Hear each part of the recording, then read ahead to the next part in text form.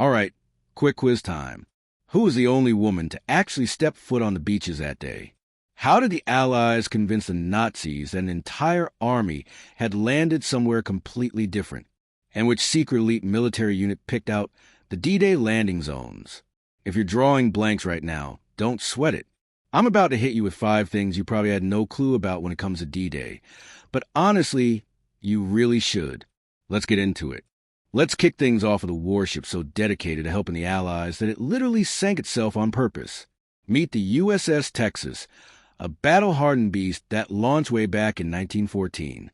This New York-class battleship was cutting edge for its time, becoming the first American warship fitted with anti-aircraft guns and modern fire control systems, basically the tools that shape how modern naval combat works. During World War I, she escorted President Woodrow Wilson to France for the Treaty of Versailles. Between the wars, she acted like this floating palace for U.S. commanders and even carried President Calvin Coolidge to the Pan American Conference in Cuba. Fast forward to World War II. Despite being almost 30 years old, the USS Texas was still out here throwing hands. After major upgrades, she joined what would become the most daring amphibious assault in history. On D-Day, she was stationed off Omaha Beach, backing up the U.S. 29th Infantry and the 2nd and 5th Ranger Battalions at Point du Hoc. Her firepower was absolutely insane, 255 shells in just 34 minutes. To put that in perspective, during Operation Torch in North Africa, she only fired 300 shells over 8 entire days. But her craziest moment came about a week later. With the front line getting pushed inland, German targets were now out of reach. Literally, her guns couldn't aim high enough, so her crew made this radical decision. They were going to sink the USS Texas on purpose. By flooding her starboard torpedo blisters, they tilted the entire ship 2 degrees, just enough for the port side guns to lock on and fire inland. It was an absolutely insane gamble, but it worked. This bold move kept the USS Texas in the fight, letting her keep supporting troops as they pushed deeper into enemy territory. Story 2, how they fooled the Nazis with literal scarecrows. So D-Day wasn't just a military invasion. It was also a masterclass in straight-up deception. In the dead of night on June 5th to 6th, 1944, Operation Titanic launched. The goal? Trick the Nazis into thinking airborne troops were landing in all the wrong places. Enter the Ruperts, about 500 parachute-equipped dummies, made from Hessian sacks stuffed with straw. They were only about 3 feet tall, but from the ground they looked real enough, especially when some were rigged with explosives that mimicked self-destructing parachutes. British RAF special squadrons dropped these scarecrows all across Normandy, especially south of where the real paratroopers were landing near Cannon St. Lo. A few SAS operatives even jumped alongside the Ruperts, planting loudspeakers to play fake battle noises, gunfire, shouting, boots on gravel. And bro, it actually worked. Nazi radio chatter picked up reports of paratroopers, phantoms that didn't even exist. In response, entire German units like the 915th Grenadier Regiment got diverted away from the real beaches. That's right, fake scarecrows helped save real lives. Without Operation Titanic, we might not have the legendary stories of the 101st Airborne. No, Ruperts might have meant no band of brothers. Story 3. The only woman who snuck onto Omaha Beach. The beaches of Normandy were supposed to be a men-only zone, but Martha Gellhorn didn't give a damn about rules. Born in 1908, Gellhorn was a fearless war correspondent way before women were supposed to be doing that kind of thing. By age 32, she'd already reported from the front lines of the Spanish Civil War, spent 2 months living in the White House, and married literary giant Ernest Hemingway, who soon realized his wife was way more interested in battlefields than domestic life.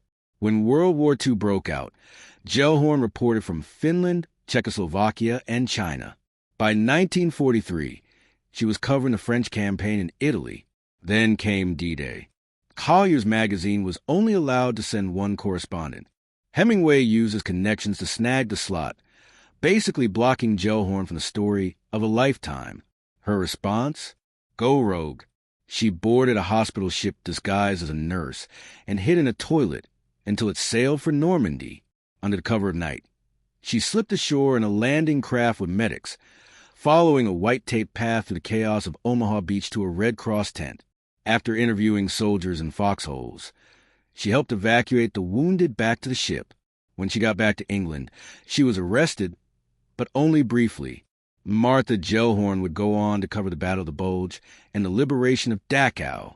She was the only woman known to have landed at Normandy on D-Day, and she did it without permission, without backup, and without fear. If you've never heard of the X-Craft, don't worry. Most people haven't. But they might be the unsung heroes of D-Day, built by the British in total secrecy. These were miniature submarines just 50 feet long and barely wide enough to turn around in. Piloted by only 4 men, they were powered by repurposed London bus engines, and they were packed with sonar, periscopes, and explosives. Originally designed to sabotage enemy ships, they shifted to reconnaissance for D-Day. Enter the Combined Operations Pilotage and Reconnaissance Parties, or COP, a special forces unit tasked with mapping out the invasion beaches. In January 1944, they scouted the French coast from beneath the waves. Using periscopes and sonar, they identified Gold, Sword, Juneau, Utah, and Omaha as the ideal landing sites. They also helped clear German mines to make the landings possible. Then came the final mission. On the night of June 2nd to 3rd, X-Craft X-20 and X-23 quietly parked themselves 3 miles off Normandy. Their job? Mark the landing zones using signal lights, echo sounders, and radio beacons without getting spotted. They were literally the first Allied units to enter France. But D-Day got delayed because of bad weather. The subs only had 64 hours of oxygen, and if the invasion had been pushed back any further, they would have had to surface, blowing the entire operation. Thankfully, the weather cleared just in time. Fueled by benzodrine to stay awake, the men held their breath, literally and figuratively, until June 5th. Thanks to their guidance, the invasion fleet hit the beaches exactly where it needed to. Only one X-Craft survives today. It sits quietly at the Royal Navy Submarine Museum in Gosport, but its story deserves way more recognition. Story 5. The undersea oil pipeline nobody talks about. It's one thing to invade a continent. It's another thing entirely to fuel the tanks, trucks, and planes that keep the Advance rolling. Enter Operation Pluto, short for Pipeline Under the Ocean. Tankers were way too slow and too vulnerable. So, in 1942, British engineers came up with this wild idea. Why not build a pipeline under the English Channel? 2 types of pipe were invented. HAS pipes made from steel and lead were laid down using modified cable-laying ships. Hamel pipes made from stiff steel were deployed using these giant floating spools called conundrums. Picture a 60-foot-high sewing bobbin getting dragged behind a tugboat. Yeah, it was that crazy. The pipelines would run from the Isle of Wight to Cherbourg, France. But secrecy was absolutely key. Pumping stations were disguised as seaside villas, old forts, even amusement parks. A fake oil dock was built at Dover to distract the Luftwaffe. Wind machines kicked up dust to simulate construction. Even King George VI visited the fake site to sell the illusion, and this ruse totally worked. 2 months after D-Day, the first pipeline went live. Eventually, 17 lines delivered over 3,500 tons of fuel a day to the front lines. Operation Pluto was the logistical miracle that nobody saw coming, and without it, the Allies' advance might have literally run out of gas.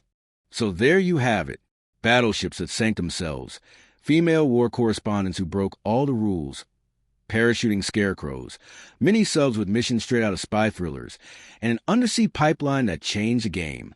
D-Day wasn't just about brute force. It was about innovation, deception, and a whole lot of guts.